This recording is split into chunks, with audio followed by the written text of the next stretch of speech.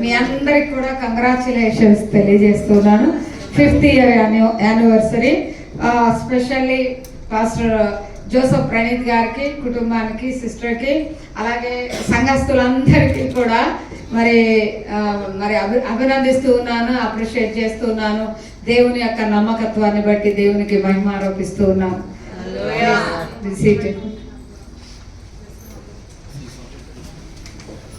ఈ మంచి శుభదినమందు celebration day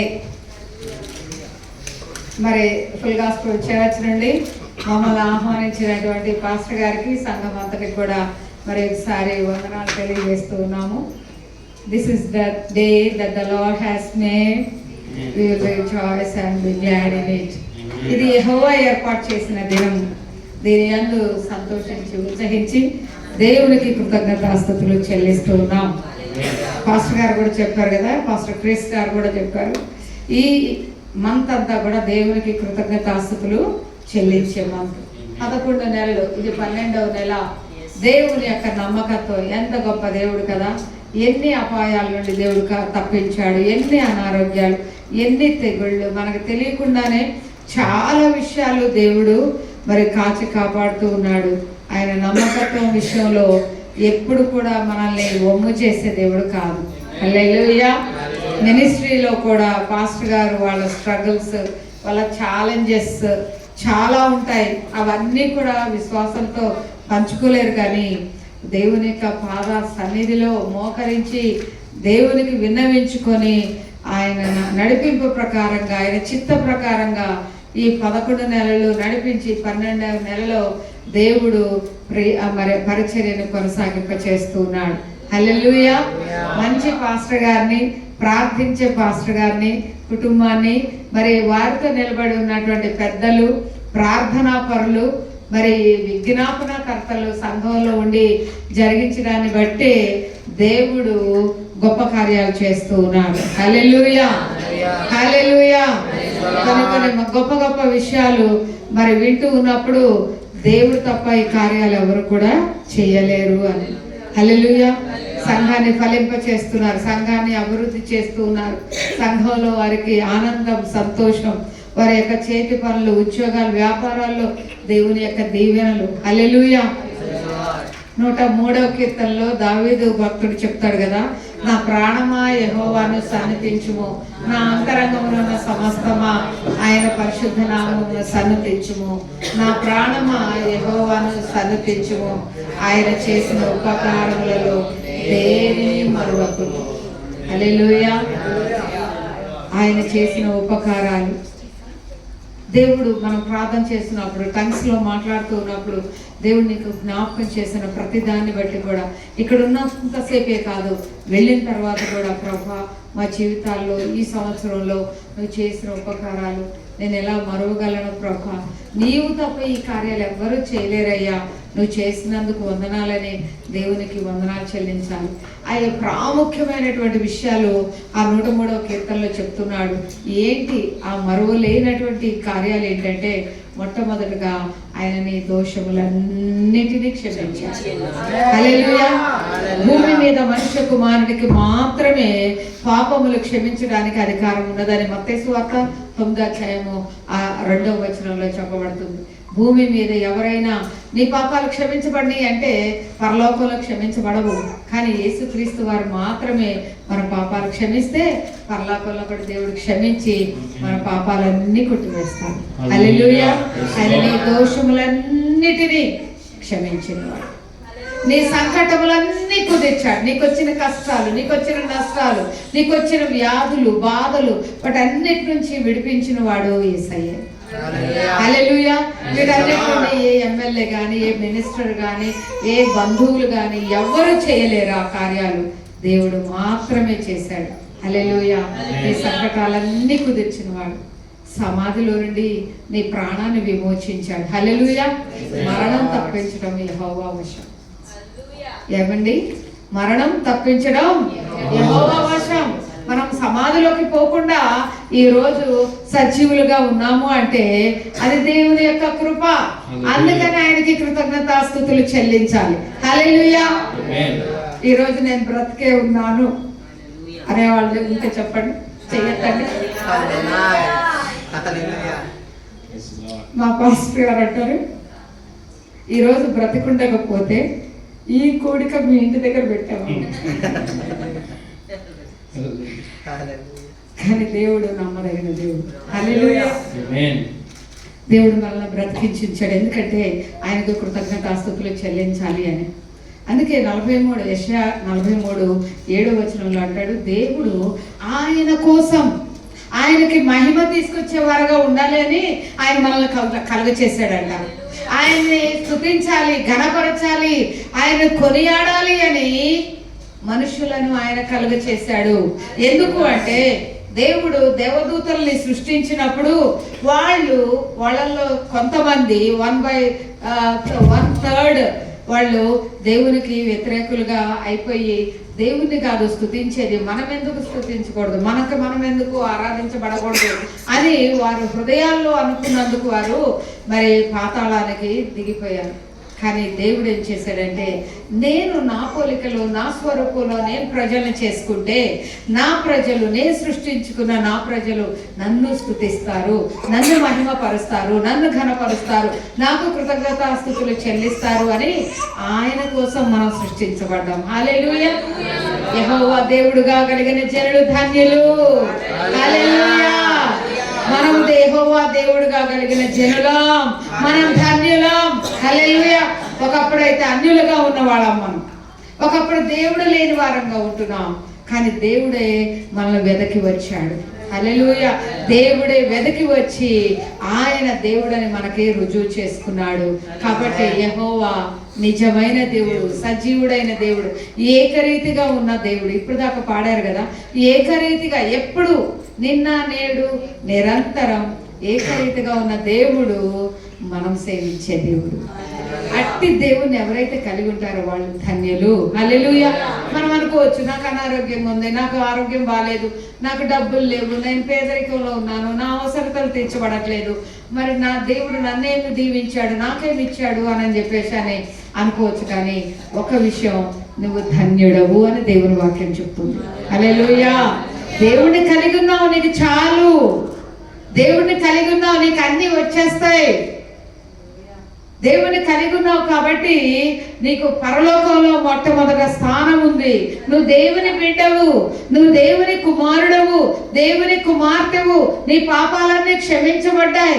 నీకు సమస్తం ఈ లోకంలో ఏం కావాలన్నా దేవుడు ఇస్తాడు. కాబట్టి కొంతకాలం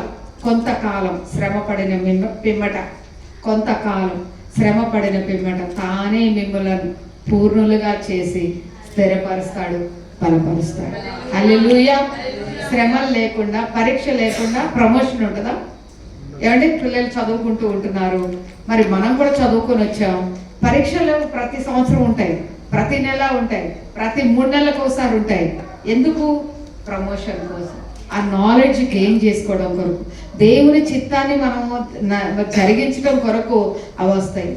if there is no cross, there is no crown. Cross లేకుండా క్రౌన్ రాదండి. హల్లెలూయా. మనకి ఏదైనా ప్రమోషన్ కావాలంటే టెస్ట్లు ఉంటాయి, పరీక్షలు ఉంటాయి, అప్పుడే ప్రమోషన్. మనం ఏమనుకుంటాం అంటే, నేను యేసు ప్రభువుని నమ్ముకోగానే నాకున్న అనారోగ్యాలన్నీ పోవాలి, నాకున్నటువంటి ఆర్థిక ఇబ్బందులన్నీ పోవాలి అని అనుకుంటాం. కానీ దేవుడు అంటున్నాడు, దేర్ ఇస్ సర్టన్ టైం, తగిన కాలం అందు ఫలించే చెట్టులాగా ఉంటారంట. హల్లెలూయా. యెహోవా యందు భయభక్తులు కలిగి ఆయన త్రోవలో నడుస్తూ ఆయన వాక్యాన్ని దివారాత్రులు ధ్యానం చేసేటువంటి వారు నీటి కాలువలో ఓరన నాటబడినదై ఆకు వాడక. ఏం కాలం అండి? తగిన కాలంలో మనకు మామిడికాయలు కావాలంటే ఇంకా 2-3 నెలలు ఆగాలి కదండి. తగిన కాలం రావాలి. హల్లెలూయా. మనం ఫలించాలంటే తగిన కాలం అనేటువంటిది దేవుని దగ్గర ఉంది. దేవుడు మమ్మల్ని బ్లెస్ చేయడానికి 25 ఇయర్స్ పట్టింది. హల్లెలూయా. 25 ఇయర్స్ దేవుడు పరిశోధించాడు. హల్లెలూయా. అన్నీ ఇచ్చేస్తే వీళ్ళు మన మాట వినరు అని ఆయన సిలబస్లో మమ్మల్ని పెంచారు. హల్లెలూయా. దేవుని సిలబస్లో, మనకు కూడా సిలబస్ ఉంటుంది కదా, పిల్లలకు కూడా చదువుకునే వాళ్ళకి ఆ ఆ సిలబస్ ప్రకారమే మనం వెళ్ళాలి. తొందరపడితే ఏమీ రాదు. చాలా సహనం, ఓర్పు. యోగును జ్ఞాపకం చేస్తాడు. ఓర్పు అంటే ఏమండి, యోగుని జ్ఞాపకం చేస్తారు. హల్లెలూయా, దేవుని నామానికి మహిమ కలుగును గాక. సమాధిలో నుండి ఆయన మన ప్రాణాలు విమోచించాడు. కరుణా కటాక్షాలు కిరీటంగా ఆయన మనకు అనుగ్రహించాడు. హల్లెలూయా. పక్షిరాజు యవ్వనం వలె మన యవ్వనం క్రొత్త గడుచున్నట్లుగా మేలుతో మన హృదయాలు దేవుడు తృప్తి పరుస్తున్నాడు. ఇవన్నీ చేయగలిగిన వాళ్ళు ఈ లోకంలో ఎవరు లేరండి. మనకు అనుకోవచ్చు, అబ్బా మంచి భోజనం ఉంటే బాగుండు, తృప్తిగా ఉంటుంది, మరి మంచి కారు ఉంటే బాగుండు, మంచి ఇల్లు ఉంటే బాగుండు. ఈ లోక సంబంధమైనవి ఏమున్నా కానీ ఇంకొకటి ఏదో కావాలి, ఇంకొకటి ఏదో కావాలి, ఇంకొకటి ఏదో కావాలి. అందుకనే 23వ కీర్తనలో దావీదు భక్తుడు అంటాడు, యెహోవా నా కాపరి, నాకు లేమి కలదు.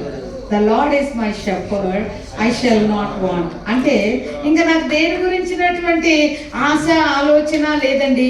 He is my shepherd, I shall not want. నాకు తృప్తిగా ఉందండి. హల్లెలూయా.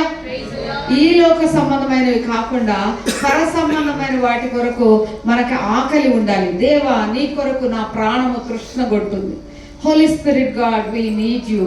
పరిశుద్ధాత్మ దేవా నువ్వు నాకు కావాలయ్యా. పరిశుద్ధాత్మ దేవా నువ్వు నన్ను నింపయ్యా. దేవుడు ఎంత నింపినా ఇంకా ఇంకా. ఎందుకు అంటే ఆయనలో చాలా ఉంది. అదంతా మనం ఒక్కసారి పొందుకోవాలంటే, కంటైన్ చేయాలంటే ఈ బాడీ, ఈ మోర్టల్ బాడీ అది కంటైన్ చేయలేదు. హల్లెలూయా. దేవునితో నింపబడాలి. ఆయన కోసమే తృష్ణ, ఆయన కోసమే తృప్తి కావాలి అని. ఈ లోక సమానమైనవి ఉన్నా లేకపోయినా పౌలు అంటాడు కదా, నేను సంపన్న స్థితిలో ఉండనెరుగుదును, లేమిలో ఉండనెరుగుదును. నేను కడుపు నిండి ఉండడం నాకు తెలుసు, నేను జాగారాలు లేకపోతే నేను ఉపవాసాలతో ఉండడం నాకు తెలుసు అంటాడు. హల్లెలూయా. దేవుని నామానికి మహిమ కలుగును గాక. కృతజ్ఞతాస్తుతులు చెల్లించినప్పుడంట మనం విస్తరిస్తామంట. హల్లెలూయా. ఇంకా ఇంకా డెవలప్ అవుతామంట. కొంచెంగా విత్తేవాడు కొంచెంగా పంటకొస్తాడు. విస్తారంగా విత్తేవాడు విస్తారంగా పంటకు. నువ్వు కొంచెంగా కృతజ్ఞతాస్తుతులు చెల్లిస్తే కొంచెంగానే ఫలిస్తావు. విస్తారంగా కృతజ్ఞతాస్తుతులు చెల్లిస్తే విస్తారంగా దేవుడు ఫలింప చేస్తాడు. అందుకనే యోహాను సువార్త 15వ అధ్యాయంలో ప్రభు అంటారు, 6-7 వచనాల్లో ప్రభు అంటాడు, మీరు బహుగా ఫలించడం వలన నా తండ్రి మహిమపరచబడ్డాడు. హల్లెలూయా. మనకి కొంచెం కొంచెం ఉంటే కాదండి, 80 గజాల ఇల్లు చాలు, లేకపోతే 100 గజాల ఇల్లు కాదు. దేవుడు అంటున్నాడు, నేను నీ సరిహద్దులు విశాలపరుస్తానంటున్నాడు. హల్లెలూయా. నీ త్రాళ్ళు పొడుగు చేస్తానంటాడు, నీ మేకులు దిగగొడతాను, నిన్ను స్థిరపరుస్తానంటున్నాడు. హల్లెలూయా. దేవుడు మరి దేశాల్లో ఇచ్చాడు. ఒక కాపరికి, దావీదు ఎవరండి? గొర్రెల కాపరి. ఆ కాపరికి ఏమీ లేదు. ఆ కాపరి తీసుకొని ఆ గొర్రెలు తీసుకొని వెళ్ళి వాటిని ఆ పచ్చికున్న చోట, నీళ్లున్న చోట వాటికి మేత ఇచ్చి తర్వాత వాటికి నీళ్లు పెట్టిన తర్వాత ఆయన కూడా ఆ చెట్ల కింద అక్కడే పడుకునేవాడు. అలాంటి వానికి దావీదుపురం అని, ఆ యెరూషలేముని దావీదుపురం అనే ఒక పురాన్నే దేవుడు ఇచ్చాడండి. 80 గజాలు కాదు, 1 ఎకరం కాదు, 2 ఎకరాలు కాదు. హల్లెలూయా. హల్లెలూయా. దేవుడు మనకి లోకంలో ఏదైనా ఇవ్వగలడు. కానీ మొదట మత్తయి సువార్త 6:33 మొదట ఆయన నీతిని, ఆయన రాజ్యాన్ని వెతకాలి. హల్లెలూయా. ఆయన నీతిని, రాజ్యాన్ని మనం వెతికే వారంగా ఉంటే అప్పుడు మనకు కావాల్సినవన్నీ కూడా దేవుడు మనకు అనుగ్రహిస్తాడు. హల్లెలూయా. ఏం తిందాం, ఏం తాగుదాం, ఏం ధరించుకుందామని వీటిని గురించి చింతించొద్దు. కానీ దేవుడు అంటున్నాడు, ప్రతి విషయంలో దేవునికి కృతజ్ఞతాస్తుతులు చెల్లించినప్పుడు ఆయన సమస్త జ్ఞానం. ఈ లోకంలో 4 రకాలైన జ్ఞానాలు ఉన్నాయండి. ఒకటి ప్రకృతి సంబంధమైన జ్ఞానం, మనం చదువుతాం కదా, సైన్స్, ఖగోళ శాస్త్రం గురించి, అండర్ గ్రౌండ్ గురించి, ఈ యొక్క అట్మాస్ఫియర్ గురించి ప్రకృతి సంబంధమైన జ్ఞానం. రెండవది దెయ్యాల జ్ఞానం. దెయ్యాల జ్ఞానం అంటే తెలుసు కదా, చేతబడులు, మంత్రక్రియలు. వాళ్ళకు కూడా పెద్ద పెద్ద పుస్తకాలు. అపోస్తుల కార్యంలో అవన్నీ తీసుకొచ్చి పోగేసి కాల్ చేస్తుంటేట వాటిలో ఉన్న ఆ శక్తులు ఎగిరెగిరి పడేయమట. గుర్తొస్తుందా అండి కదా? దెయ్యాల జ్ఞానం. మూడవది మానవ జ్ఞానం. సహజంగానే దేవుడు మానవుడు చేసినప్పుడు జ్ఞానం పెట్టాడు. హల్లెలూయా. ఆ జ్ఞానాన్ని వాడే ఆదాము అన్నిటికీ పేర్లు పెట్టాడు. నాలుగవదిగా పర సంబంధమైన జ్ఞానం. హల్లెలూయా. దేవుడిచ్చే జ్ఞానం. యెహోవాయందు భయభక్తులు కలిగి ఉండటే జ్ఞానానికి మూలం. ఆయన ఆలోచన బలాలకి ఆధారమగు ఆత్మ. తెలివి మరియు దేవుని ఎడల భయభక్తులు పుట్టించే ఆత్మ. జ్ఞానము దేవుని యొద్దనే ఉన్నది. హల్లెలూయా. ఆయన అడిగితే అంట ఎవరిని గద్దించగా అందరికీ ధారాళంగా దయచేస్తాడంట. ఎవరికైనా జ్ఞానం కొదవగా ఉంటే నన్ను అడగండి అంటున్నాడు యేసయ్య యాకోబు పత్రికలో. హల్లెలూయా. అయితే మనం అడిగినప్పుడు దేవుడు తప్పకుండా మనకిస్తాడు. అయితే సమస్త జ్ఞానానికి మించిన ఈ 3 రకాలైన జ్ఞానానికి మించినటువంటి దేవుని జ్ఞానం. మనం దేవునికి కృతజ్ఞతాస్తుతులు చెల్లించి ప్రతి విషయంలో దేవునికి వందనాలు చెల్లించి ఆయన్ని వేడుకున్నప్పుడు ఆయనంట మనకేమిస్తాడండి? సమస్త జ్ఞానానికి మించిన దేవుని సమాధానం. ఒకసారి చదువుతారండి ఫిలిప్పీ పత్రిక 4వ అధ్యాయము 4వ వచనం నుండి 6వ వచనం. ఎల్లప్పుడూ ప్రభునందు ఆనందించుడి, మరలా చెప్పుదును ఆనందించుడి. మీ సహనము సకల జనులకు తెలియబడనీయుడి.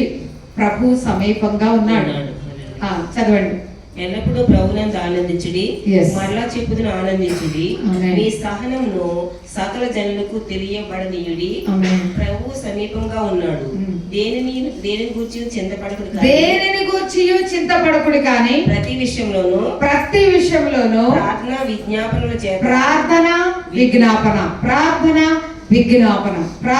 చేయాలి, విజ్ఞాపన చేయాలి. ప్రార్థన విజ్ఞాపన తోటి కృతజ్ఞతాపూర్వకంగా మీ విన్నపములు. నాకేం చేసావు ప్రభా, నాకు అది ఇచ్చావా, ఇది ఇచ్చావా, పక్కింటి వాళ్ళకి అయితే ఇచ్చావు కానీ నాకైతే ఇవ్వలేదు, పక్క వాళ్ళకి ఇచ్చావు కానీ నాకైతే ఇవ్వలేదు, కానీ వాళ్ళకైతే ఇవ్వద్దు ప్రభా, నాకు ఇవ్వకపోతే ఇవ్వకపోయావు కానీ వాళ్ళకు మాత్రం ఇవ్వద్దు ప్రభా. ఇలాగ కాదు, కృతజ్ఞతాపూర్వకంగా దేవునికి మన విన్నపాలు తెలియచేయాలి. అప్పుడు ఎప్పుడండి? కృతజ్ఞతాపూర్వకంగా మనం ఉన్నప్పుడు, కృతజ్ఞతాపూర్వకంగా మన విన్నపాలు తెలియచేసినప్పుడు అప్పుడు దేవుడు ఏం చేస్తాడంట?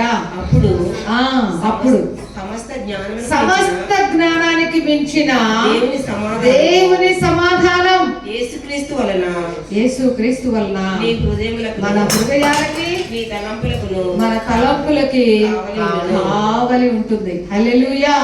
అప్పుడు గొడుగుడు సడుగుడు రాదండి. దేవునికి కృతజ్ఞతాస్తుతులు చెల్లిస్తే గొనగటం సన్నగటం ఏముండదు. ఏది ఉంటే అది తింటాం, ఏది ఉంటే అది దేవునికి వందనాలు చెల్లించి మనం ముందుకు సాగిపోతాం. హల్లెలూయా. దేవుని సమస్త జ్ఞానానికి మించిన దేవుని సమాధానం ముందు మన హృదయం. ఎందుకంటే అన్ని చెడుగంతా వచ్చేది ఈ లోపల నుండే వస్తుంది. మార్కు సువార్తలో 7:14-21 చెప్తూ ఉన్నాడు. 7:21 లోపల నుండియే మనుషుని హృదయంలో నుండియే సమస్త కల్మషం బయటకు వచ్చి మనుషుని అపవిత్రుడుగా చేయును. కాబట్టి ఆ అపవిత్రత అంతా పోగొట్టడానికి దేవుని యొక్క సమాధానం మన హృదయాలు ఏలుచుండలాగిన కృప దయచేస్తాడు. అంత మాత్రం కాదు, ఆయన తలంపులు ఊహలు వీటిలో పుట్టేటువంటి వాటన్నిటిని కూడా దేవుని యొక్క సమాధానము వాటిని కంట్రోల్ చేస్తాం. హల్లెలూయా. ఎందుకంటే మరి ఆదికాండంలో 6వ అధ్యాయంలో దేవుడు చెప్తాడు కదా, మనుషుని యొక్క హృదయంలో పుట్టే ఆలోచనలు ఊహ అంతా కేవలం చెడ్డది. వాటన్నిటినీ కూడా క్రమపరిచేది దేవునికి కృతజ్ఞతాస్తుతులు చెల్లించినప్పుడు దేవుడు ఇచ్చేటువంటి ఆ యొక్క గొప్ప సమాధానము మనల్ని నెమ్మదిగా ఉండనిస్తుంది. లేకపోతే ఈ లోక సంబంధమైన వాటిని బట్టి టెన్షన్స్, బీపీలు, షుగర్లు, లేనిపోయిన రోగాలన్నీ కూడా వస్తూ ఉంటాయి. దేవునికి సమర్పించుకోవాలా, కృతజ్ఞతాస్తుతులు చెల్లించాలా. దేవుడు అంటున్నాడు, మనం దేవునికి స్తుతి చెల్లించినప్పుడు స్తుతి మన స్థితిని మార్చివేస్తుంది. హల్లెలూయా. స్తుతి, దేవుని స్తుతించాలి. దేవా నువ్వెంత గొప్ప దేవుడవు, నువ్వెంత మంచివాడవు ప్రభా. మన పిల్లలు ఉంటారు, మన పిల్లలకి మన తల్లిదండ్రులు ఎంత సంపాదిస్తున్నారు, ఏం సంపాదిస్తున్నారు తెలియకపోయినా మా డాడీని ఇది అడిగితే మా డాడీ ఇచ్చేస్తారు.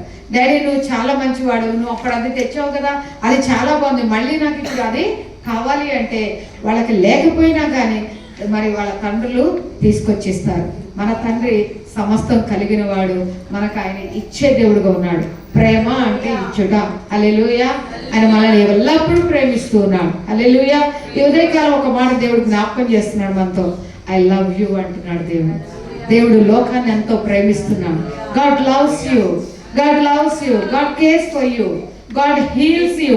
ఈ ఉదయకాలం, ఈ మధ్యాహ్న కాలంలో ఎటువంటి అనారోగ్యంతో ఉన్నా కానీ పరిశుద్ధాత్మ దేవుడు మన మధ్యలో సంచారం చేస్తూ ఉన్నాడు. దేవుడు మన మధ్యలో ఉన్నారు.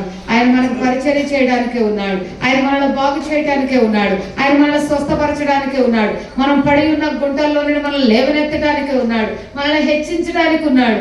ఆయన బిడ్డలుగా మనము ఆయన మహిమపరిచే రీతిగా ఆయన మనల్ని బాగు చేసే దేవుడుగా ఉంటున్నాడు.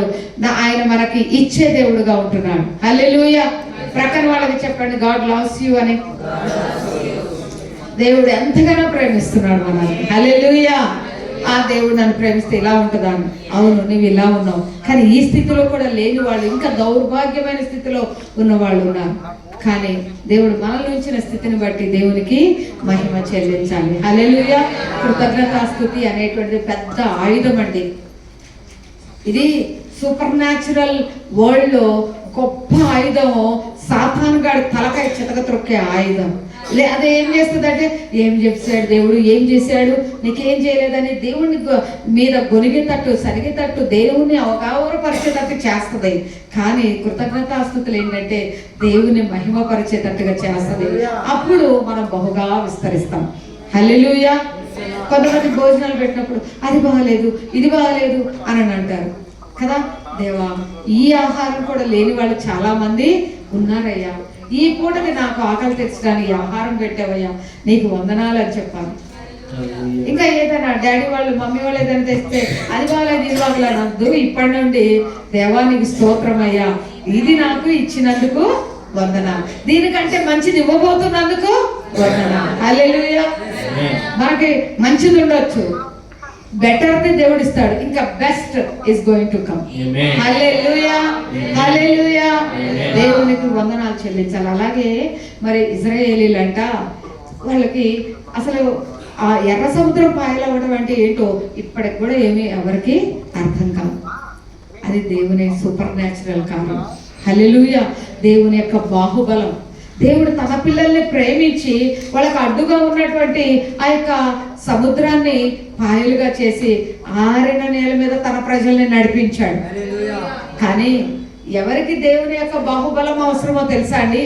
ఆయన బలం ఎవరికి చూపించాలో తెలుసా? శత్రువుకి. శత్రువుకి దేవుడు తన బలం ఏంటో చూపించాడు. ఇశ్రాయేలీలందరూ చక్కగా ఆరిన నేల నడిచిపోయారు.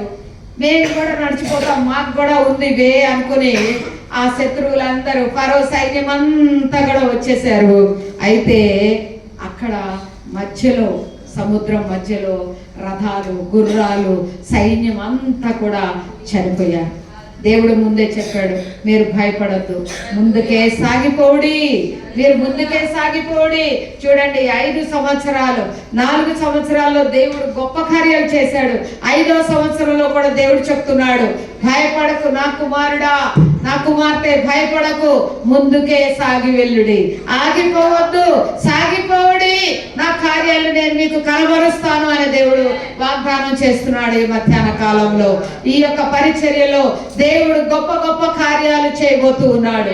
దేవుడు మహిమ పొందే రీతిగా దేవుడు కార్యాలు చేయబోతూ ఉన్నాడు. ముందుకే సాగుడి, నువ్వు భయపడద్దు, నేను నీకు తోడుగా ఉన్నాను. జెరుబ్బాబెలు, నేను నీకు తోడుగా ఉన్నాను. యెహోషువ, నేను నీకు తోడుగా ఉన్నాను. జోసెఫ్, ప్రణీత్, నేను నీకు తోడుగా ఉన్నానని ఉదయకాలము నా దేవుడు సెలవిస్తూ ఉన్నాడు. హల్లెలూయా. చాలా విషయాలు భయపడేటట్టుగాను, నాకెవరు లేరు, ఎవరు సహాయం చేస్తారు, ఎవరు నాకు తోడుగా ఉంటారు అనేటువంటి భయం పుట్టే రీతిగా మరి కొన్ని పరిస్థితులు వస్తాయి. కానీ దేవుడు మనల్ని బలపరిచి ముందుకు తీసుకొని వెళ్ళేవాడు. హల్లెలూయా. మనం సేవిస్తున్న దేవుడు మృతి చెందిన దేవుడు మాత్రం మాత్రం కాదు, కానీ మృతి గెలిచి లేచిన దేవుడు, సమాధి గెలిచి లేచిన దేవుడు, సాతానును ఓడించిన దేవుడు. హల్లెలూయా. ఆయన నిరంతరము సజీవుడై ఉన్నాడు. ఆయన మృతుడయ్యాడు కానీ సజీవుడై యుగ యుగములు జీవిస్తున్నాడు, ఏలుచూ ఉన్నాడు. ఆయన పరిపాలిస్తూ ఉన్నాడు. ఆయనకు అసాధ్యమైంది ఏది కూడా లేదు. హల్లెలూయా. ఫరోకి తన యొక్క బాహుబలాన్ని కనబరిచాడు. మరి వారికి 40 సంవత్సరాలు ఆకాశం నుండి ఆహారాన్ని కురిపించాడు. బండ నుండి మధుర జలాలు, సముద్రమంత విస్తారమైన జలాన్ని వారికి అనుగ్రహించాడు. పగలు మేఘస్తంభంగా, రాత్రి అగ్నిస్తంభంగా ఉండి మరి దేవుడు నడిపించాడు. పూరేడు పిట్టల్ని పంపించాడు. మరి వాళ్ళకి ఏం కావాలంటే అవన్నీ కూడా దేవుడు ఇచ్చి ఉన్నాడు. వాళ్ళ బట్టలు మాసిపోలేదు, పైపెచ్చు మరి అవి పెరుగుతూ వచ్చినాయి. వాళ్ళ కాళ్ళు వాయలేదు, వాళ్ళ చెప్పులు అరిగిపోలేదు, వాళ్ళకి అక్కడ ఏ షాపులు లేవు కానీ వాళ్ళ చెప్పులు కూడా పెరుగుతూ వచ్చినాయి. హల్లెలూయా. దేవుడు వారితో కూడా ఉండి నడిపించాడు. షకీనా మేఘం క్రింద వారు నడిపించబడ్డారు. దేవుడు ఈ యొక్క పరిచర్యను కూడా ఆ రీతిగానే నడిపించునుగాక. పాలు తేనెలు ప్రవహించే దేశంలోనికి, దేవుడు వాగ్దానం చేసిన దేశంలోనికి వారిని నడిపించిన రీతిగా ఈ సంఘాన్ని కూడా, గ్లోరియస్ చర్చ్ ని కూడా దేవుడు, క్రైస్ట్ ఎంబసీ గ్లోరియస్ చర్చ్, చాలా బాగుంది, మాకు చాలా నచ్చింది ఈ పేరు. దేవునికి మహిమ కలుగును గాక. హల్లెలూయా. దేవుని మహిమ సంఘం అని పెట్టుకున్నారు. హల్లెలూయా. దేవునికే మహిమ కలుగును గాక. అలాగా మహిమలో నుండి అధికమైన మహిమలోనికి దేవుడు నడిపించును గాక. కృపలో నుండి అధికమైన కృపలోనికి దేవుడు నడిపించును గాక. విజయములో నుండి అత్యధికమైన విజయములోనికి దేవుడు నడిపించును గాక. హల్లెలూయా. హల్లెలూయా. దేవుని నామానికి మహిమ కలుగును గాక. దేవుడు ఎంతైనా నమ్మదగిన దేవుడు అండి. హల్లెలూయా. మన కుటుంబాల్లో, మన జీవితాల్లో దేవుడు చాలిన దేవుడు. మనకి యేసయ్య ఉన్నాడు, ఇంకా చాలు. దేని గురించి మనకి చింతక్కలేదు.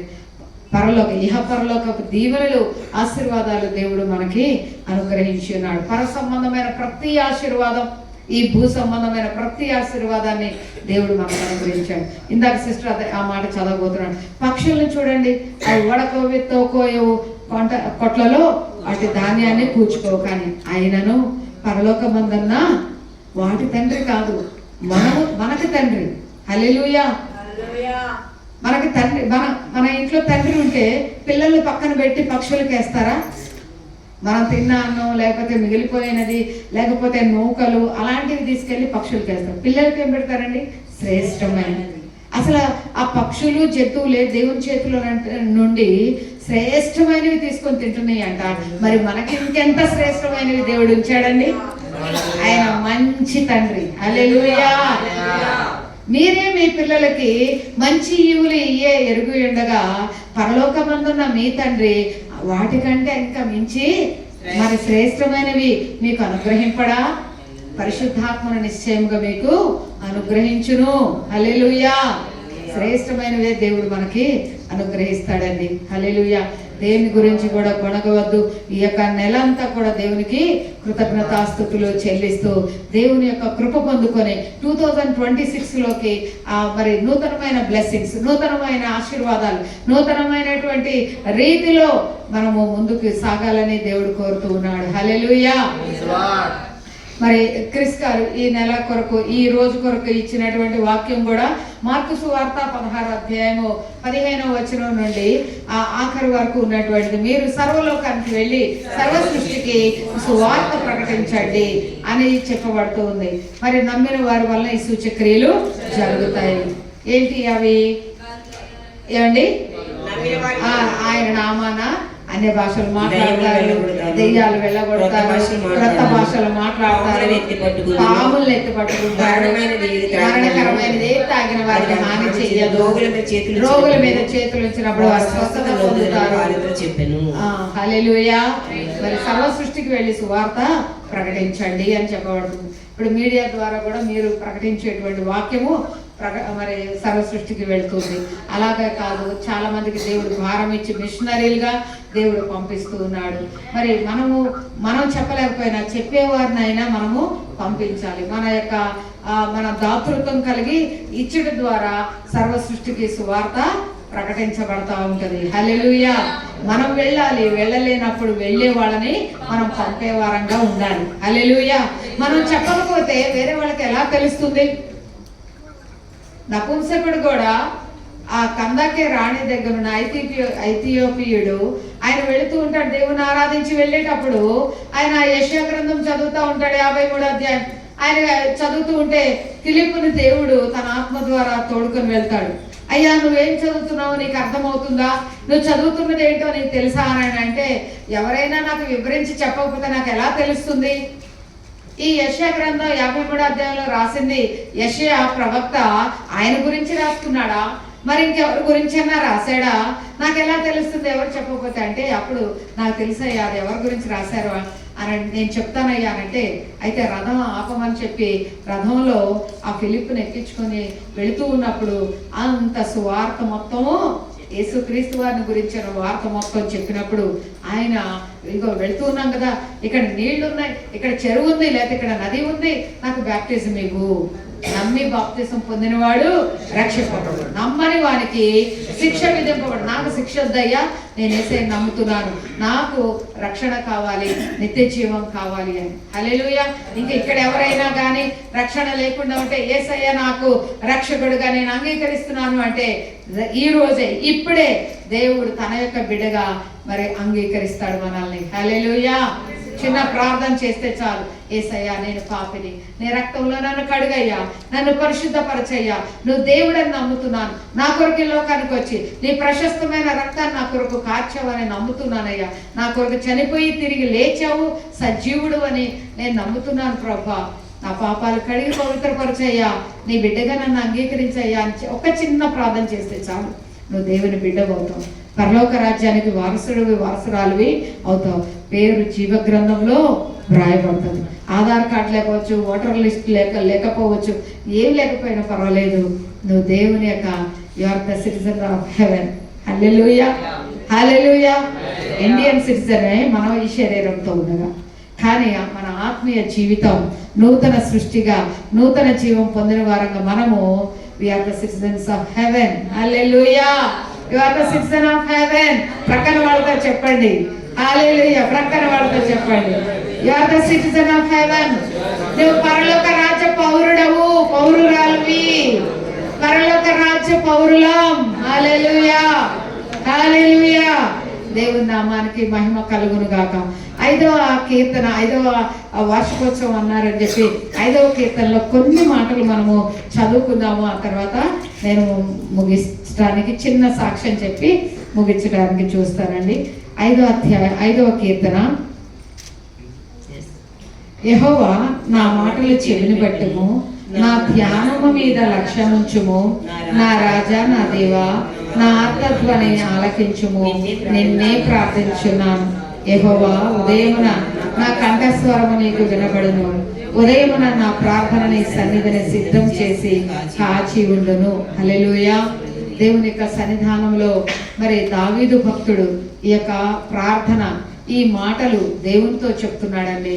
మనం కూడా దేవునితో సమయాన్ని గడిపే వాళ్ళంగా ఉండాలి.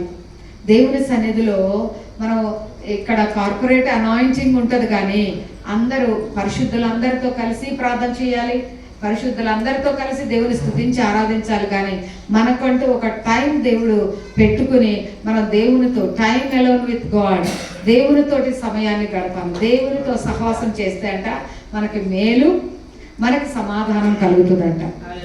యోగు 22:21లో చెప్పబడుతూ ఉంది, మనం ఆయనతో సహవాసం చేసిన ఎడలా మీకు మేలు సమాధానం కలుగుతుంది అని. హల్లెలూయా.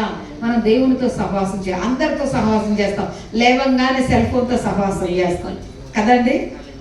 అది కాదు, కానీ దేవునితో సహవాసం చేసే వారంగా ఉండాలి. ఇక్కడ ఈయన దేవునితో మాట్లాడుతున్నాడు. యెహోవా నా మాటలు చెవిని పెట్టు.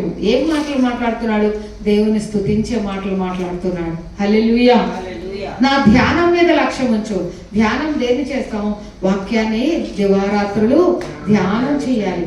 నేను వాక్యాన్ని ధ్యానం చేస్తున్నానయ్యా, కాబట్టి దాని మీద కూడా లక్ష్యం ఉంచవా నా రాజా నా దేవా. దేవుణ్ణి తన రాజుగా, తన దేవుడిగా చెప్తూ ఉన్నాడు, నా ఆర్తధ్వని అంగీకరించు.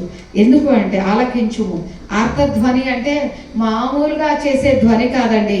ఏదైనా కోల్పోతే, ఏదైనా నష్టపోతే, ఏదైనా పాడైపోతే, ఎవరినైనా మనము ఈ లోకంలో మనం విడిచిపెట్టిపోతే మనం చేసే ఆక్రందన ఉంటుంది, అది ఆర్తధ్వని. దేవుడిని అడుగుతున్నాడు, నా ఆర్తధ్వని ఆలకించయ్యా, నిన్నే ప్రార్థిస్తున్నానయ్యా. ముందే తన ఆర్తధ్వని చెప్పట్లేదు, దేవుని స్తుతిస్తున్నాడు, దేవుని వాక్యాన్ని ధ్యానం చేసింది చెప్తూ ఉన్నాడు. దేవా, నిన్నే నేను ప్రార్థన చేస్తూ ఉన్నాను. యెహోవా, ఉదయమున నా కంఠస్వరం నీకు వినబడును, ఉదయమున నా ప్రార్థన నీ సన్నిధిని సిద్ధం చేసి కాచి ఉందును. హల్లెలూయా.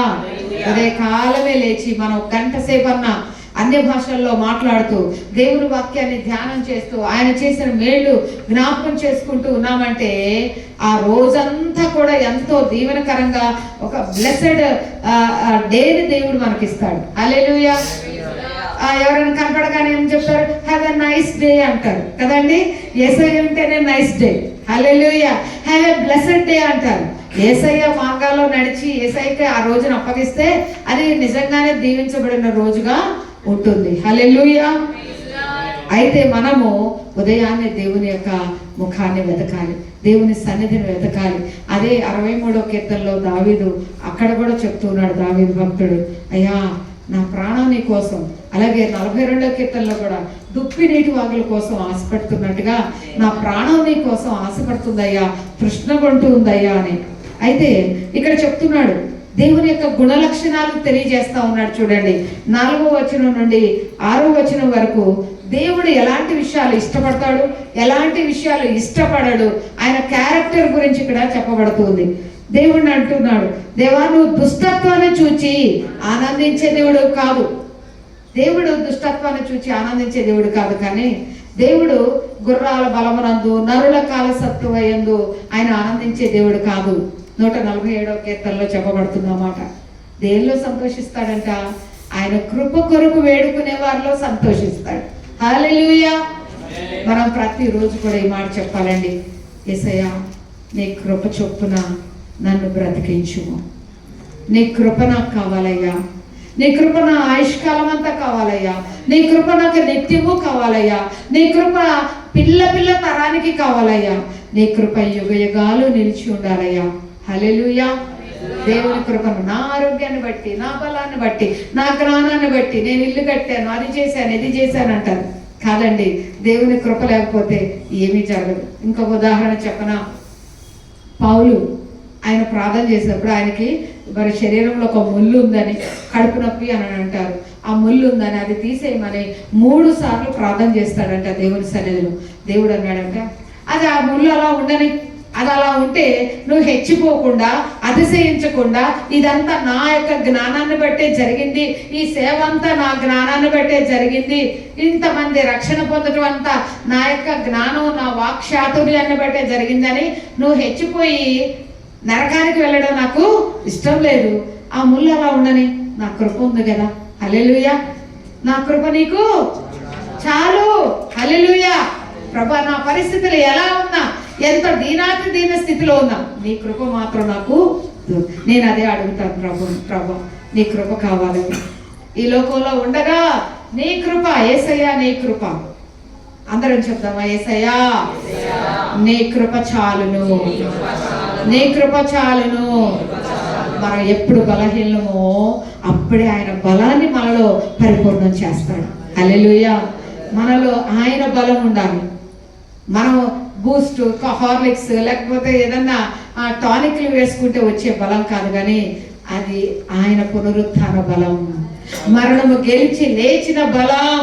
హల్లెలూయా.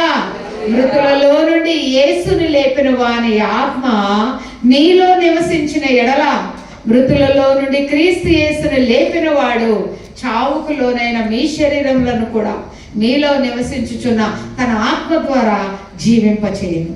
హల్లెలూయా. యేసయ్యను లేపినటువంటి పరిశుద్ధాత్మ దేవుడు మనలో కూడా కార్యం జరిగించి మనల్ని జీవింప చేస్తూ ఉన్నాడు. హల్లెలూయా. దేవుని నామానికి మహిమ కలుగును గాక. ఇక్కడ దేవుడు దుష్టత్వాన్ని చూసి ఆనందించే దేవుడు కాదు. దుష్టత్వం అంటే దేవునికి అసహ్యం. రెండవది, చెడుతనమునకు నీ దగ్గర చోటు లేదు. దేవా నువ్వు ఎంత మంచి దేవుడు అంటే నీలో అసలు చెడుతనమే లేదయ్యా. పిలాతు కూడా యేసుని చూసి ఇతరులో అసలు నాకు ఏ చెడుతనం కనపడట్లేదు. హల్లెలూయా. ఆయనలో ఏ కపటము లేదు. నాలో పాపం ఉన్నదని ఎవరైనా రూపించగలరా అని యేసయ్య అన్నాడు. చెడుతనానికి ఆయనలో చోటు లేదు. డాంబికులు నీ సన్నిధిలో నిలబడు. డంబాలు మరి చెప్పుకునేటువంటి వారు దేవుని సన్నిధిలో నిలబడలేరు. పాపము చేయ వారందరూ నీకు అసహ్యులు. యేసయ్యకి అసహ్యమైంది ఏంటంటే పాపం. కానీ పాపిని ప్రేమిస్తున్నాడు, పాపాన్ని అసహించుకుంటున్నాడు. పాపులమైన మనల్ని దేవుడు ప్రేమిస్తున్నాడు. హల్లెలూయా. మనందరం ఎవరు అండి? మనందరం ఎవరు? పాపులం. పాపులం కానీ కడగబడిన పాపులం. హల్లెలూయా. కడగబడిన యేసు రక్తంతో కడగబడిన పాపులం, క్షమించబడిన పాపులం. యేసయ్య రక్తంతో నీతిమంతులుగా చేయబడిన వారు. యేసయ్యనందు విశ్వాసం ఉంచాం కాబట్టి విశ్వాసం ఉంచడం ద్వారా నీతిమంతులుగా తీర్చబడ్డాం. హల్లెలూయా. హల్లెలూయా. మనిషి యొక్క హృదయంలో విశ్వసిస్తే నీతి కలుగుతుందంట. నోటితో యేసే ప్రభు అని ఒప్పుకుంటే రక్షణ కలుగుతుందంట. రోమా 10వ అధ్యాయంలో 9వ వచనం చెప్పబడుతుంది. హల్లెలూయా. దేవుని నామానికి మహిమ కలుగును గాక. అయితే అబద్ధం ఆడేవారిని నువ్వు నశింపజేస్తావు. అబద్ధాలు అనేవి రావు. అబద్ధాలు ఆడే నోరు ముయ్యబడును అని దేవుని వాక్యంలో ఉంది. అబద్ధాలు ఆడేవారిని దేవుడు నశింపచేస్తాడంట. కపటము చూపి నరహత్య జరిగించేవారు యెహోవాకు అసహ్యులు. కపటం, దేవులో కల్మషం లేదు. ఆయన పక్షపాతి కూడా కాడు. ఆయన నీతిమంతుడై ఉన్నాడు. హల్లెలూయా. కాబట్టి ఈ గుణ లక్షణాలన్నీ కూడా దేవుల్లో ఉన్నవి. ఆయన దేవుని ఈ రీతిగా చెప్పి దేవుణ్ణి స్తుతిస్తూ ఉన్నాడు. అయితే 7వ వచనం, నేనైతే నీ కృపాతిశయమును బట్టి నీ మందిరములో ప్రవేశించెదను. నీ ఎడల భయభక్తులు కలిగి నీ పరిశుద్ధాలయము దిక్కు చూచి నమస్కరించెదను. హల్లెలూయా. ఆ తర్వాత 8వ వచనం నుండి అక్కడ చెప్తూ ఉన్నాడు 10వ వచనం వరకు, ప్రభువా ఇదిగో నాతో ఇలాగ ఉన్నవాళ్ళు, లేకపోతే నా కొరకు పొంచి ఉన్నవాళ్ళు, నాయన దుష్టత్వాన్ని కనబరిచేటువంటి వాళ్ళు, వాళ్ళ నోట్లో యథార్థత లేదయ్యా. వారి నోరు తెరచిన సమాధిలాగా ఉందయ్యా. వారి అంతరంగం అంతా ఆ యొక్క మరి నాశనకరమైన గుంటగా ఉందయ్యా. ఇచ్చకములు ఆడేవాళ్ళు ఉన్నారయ్యా. నీ మీద తిరగబడే వాళ్ళు ఉన్నారయ్యా. నా మీద కూడా తిరుగుబాటు చేస్తూ ఉన్నారయ్యా. ఇదిగో వాళ్ళనైతే నీవు మరి వాళ్ళకి తీర్పు తీర్చయ్యా అని అంటున్నాడు. దావీదైతే తీర్పు తీర్చమంటున్నాడు. హేబేలు కూడా అంటున్నాడు, నాకు నా అన్నకి న్యాయం తీర్చని బలిపీఠం క్రింద ఉండి దేవుని మొరపెడుతూ ఉన్నారట. కానీ యేసయ్య ఏమంటున్నాడు, తండ్రి వీరేం చేస్తున్నారు, వీరికి తెలియదు, వీరిని క్షమించు, తీర్పు తీర్చమని చెప్పి యేసయ్య ప్రార్థన చేయాల. అందుకే అది శ్రేష్టమైన ప్రార్థన. హల్లెలూయా. శ్రేష్టముగా పలికే ప్రోక్షణ రక్తం మన పక్షంగా దేవుని సన్నిధిలో మాట్లాడుతుంది. ఏం మాట్లాడుతుందంటే, తండ్రి వీళ్ళు ఏం చేస్తున్నారు, వీళ్ళకి తెలియదు, వీళ్ళని క్షమించు. హల్లెలూయా.